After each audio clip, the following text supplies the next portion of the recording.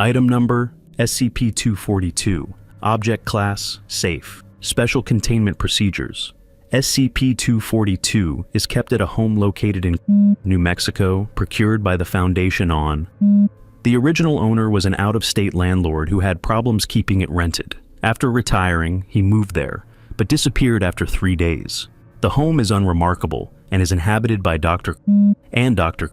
who pose as a married couple with no children. The backyard is defined along its perimeter with a cinder block wall approximately 2 meters high in accordance with the homes in the general vicinity. The pool is monitored at all times by a single level 1 guard who also covers as the couple's live-in cook. Human monitoring was added after Incident 242-1. Swimming or wading in the pool is strongly discouraged, and any access to the pool by anyone other than Class D personnel for experimental reasons is forbidden. Description: SCP-242 is a swimming pool approximately 4.5 meters wide by 9 meters long, with a depth ranging from 1 meter deep on both ends to 1.5 meters deep in the center, and a total volume of approximately 53,000 liters. It has a dual waterfall feature, an in-pool vacuum unit, and stairs on one end. Any substance when placed into the pool will eventually be transmuted into sterile water, which will remain sterile even after being removed from SCP-242 and introduced to a non-sterile environment. A sample taken from SCP-242 and poured into a container of water that had been tinted with red food coloring did not mix, but rather stayed together as a non-miscible bubble. Subsequent examination of samples shows them to be nothing more than pure, sterile water. The length of time required for the transmutation to complete is dependent on the nature of the substance placed into SCP-242. Ordinary river water sampled from New Mexico was completely sterilized in 7 minutes.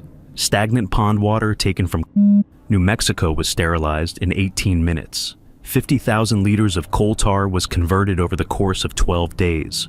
While the pool contains nothing but sterile water, there is no apparent action of any of the features of the pool. Once a non-water substance is placed into the pool, the water jets and waterfall will come on even if disconnected from any power source. The pool vacuum, if attached, will also activate and drive around the bottom of the pool, even through extremely viscous liquids. There is no cycling of water into or out of the filtration system. Pipes leading to the filtration system have been completely removed and shown to be empty and dry while pool contents were being sterilized.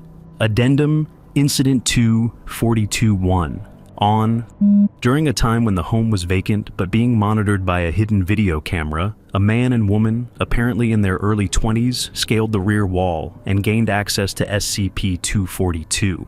They proceeded to undress and go swimming along with 2 vinyl inflatable rafts acquired from the shed in the backyard. After the water jets came on, the female was startled and indicated she wanted to leave. The male claimed that it was just the automatic timer coming on to clean the pool, and there was nothing to worry about. The couple continued to swim and engaged in intimate activities. 24 minutes after the jet started, the female was heard to say that the water was really warm and made her feel tingly. The male agreed, and they both climbed onto their respective rafts and fell asleep holding hands. 29 minutes after the jet started, both of the rafts popped within 4 seconds of each other, and the couple was again immersed completely in the water. At this time, significant frothing of the water began with a deep red color being given off from the subjects' locations. Subjects were heard to scream loudly, and both attempted to exit the pool. Before exit was possible, the couple went under the surface. The frothing stopped, and the pool went from red to clear approximately 48 seconds later. The decision was made to institute a live guard at the pool. After 2 weeks, a story was leaked to the press that the couple had eloped to an unknown location somewhere in Mexico. SCP-242. Experiment number 17. Abstract. What are the general properties of the water contained in SCP-242? Does the water retain any SCP-like properties when removed from the location? Proposal. Determine if the water is safe for human consumption, both while in the SCP and outside of it. Required equipment personnel: 2 titanium atmospheric dive suits altered to fit the testing criteria. 2 Class D personnel of like gender and race. Age range to within 3 years. 1 food-grade titanium barrel, 190-liter capacity. 1 remotely controlled overhead crane capable of lifting 20 metric tons. 1 automated titanium siphon system, 1 wireless communication system for separate links to and from both dive suits, 1 home fumigation tenting unit used to create a neighborhood subterfuge. Estimated budget, data expunged. Status approved. 2000. Doctors and results. Transcript attached for review. Contact Dr. for a full lab report. All right. Once you've entered the dive suit, we'll lower you into the pool. All you need to do is take a drink from the metal straw by your mouth when instructed to do so. I can't see out of this thing. Shouldn't there be glass here? Why is it all metal? That's classified. Just get into the dive suit, please. Sound of overhead crane followed by a loud splash. Is the barrel full yet? Yep, all full. Good. Remove the siphon and get into the other dive suit. You will not be placed into the pool. Just drink from the metal straw fed from the barrel when instructed to do so. So if I ain't going in the pool, why am I getting into that thing? Again, that is classified. We went over this in the debrief. Just do as instructed, please. Mechanical sounds. Damn, it's dark in here. There's no light? How will I find the straw when I... Oh, there it is. SCP-242. Experiment 17. Time 0 set.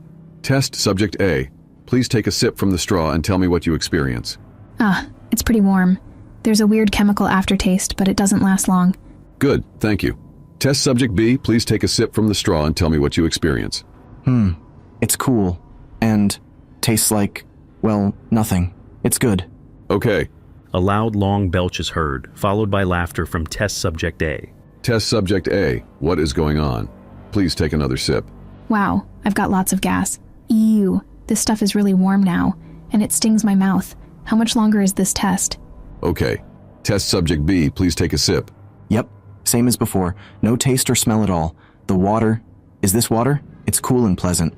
Test Subject A. Please repeat the process. Ow. Redacted. This is really hot now, and hey, what the... Redacted. Is that one of my fillings? What the... Redacted. Is this... Redacted. Please just report your experience as succinctly as possible. Fillings can be replaced. Test Subject B. Please repeat the process. This is boring, Doc. Seems like a lot of hassle just to give us a drink of water. Test Subject A. Please repeat. Choking and gurgling sound. Test Subject A. Please respond. Sound of a muffled scream followed by electrical shorting. Test Subject B. Please repeat. Yep, still nice. Okay. Test Subject B. We're moving to the next phase, which is a full medical analysis. But you'll need to, decompress before you can exit the suit. It will take several hours, so get comfortable in there. Please take a drink every time the indicator light goes on and let me know if anything changes. Use the urination adapter as needed. Understood. Damn, that was easy. Testing was ended due to internal electrical and subsequent structural failure of atmospheric dive suit A. Retrieval was not attempted. Complete loss of atmospheric dive suit A occurred after approximately 15 hours. Test Subject B was extracted after 17 hours. No physiological changes were detected. Subject B's urine was recovered and showed no extraordinary properties. Subject B has been released to the Class D pool group for future reuse. The water remaining in the barrel was left to evaporate, and did so within the expected time frame. No residue of any kind remained. Note: the use of SCP-242 for possible disposal of any SCP-related materials that are difficult to manage is being considered at this time. Contact Dr. Carter for details and/or permission for testing.